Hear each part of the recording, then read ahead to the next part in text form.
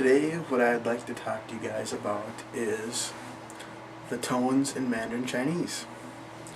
And I think a lot of the time, like, people who hear about tonal languages are kind of intimidated by them.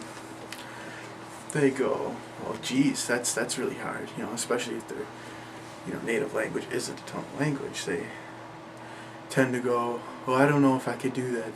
That looks hard. That's intimidating. But really, I mean, intonation and tonation occur in every language. Every language. So for you to go and say, well, I don't know if I could do that. That's just too hard. It's kind of a little dumb, because like even in English, we have a lot of intonation actually. I mean, in our language. Like, for instance, what if you were driving across an intersection and you accidentally run a red light, let's say, and you get pulled over by a cop, and he'd go, "You ran a red light."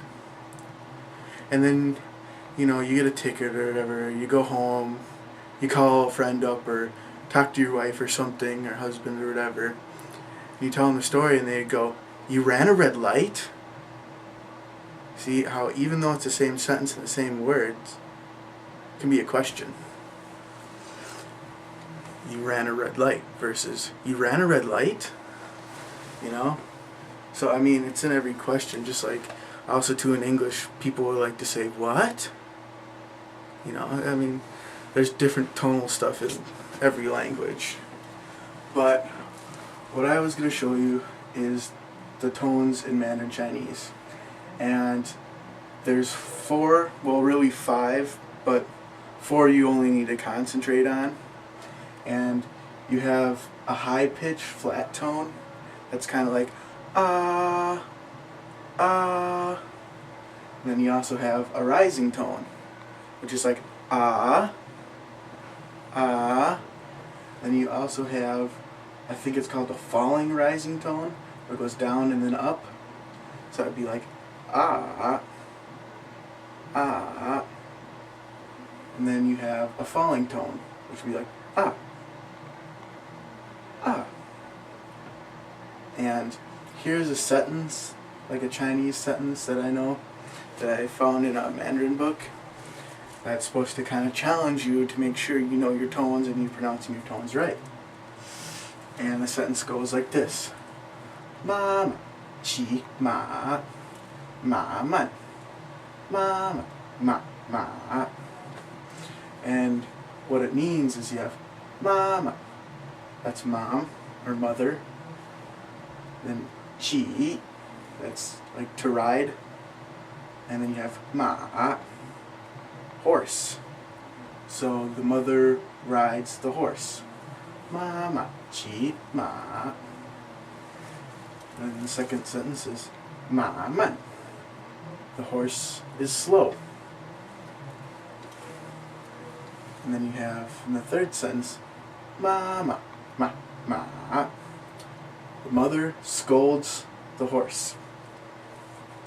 So you can see how a tone makes a big difference. It'll completely change the meaning of a word. And now, when I said there's four tones in Chinese, but kind of not really, there's also what's called the fifth tone in Chinese. And the fifth tone basically is like an unstressed syllable. Like, you don't say it, you don't stress it enough for there even to be really like a tone with it, if that kind of makes sense. So it'd just be ma. Like, you don't even say it enough for there to be a tone, I guess is how I see it. So it's just basically like an unstressed syllable. So you'd have mama, chi, ma, ma, man, mama, ma, ma. So this would be like the first tone, ma, that's ma. Then you have chi, that's the second tone, and then that's the third tone, ma. And then you have the third tone again with ma. Then you have the fourth tone, man. And here you have all the tones except the rising in this sentence. So you'd have ma, ma, ma, ma,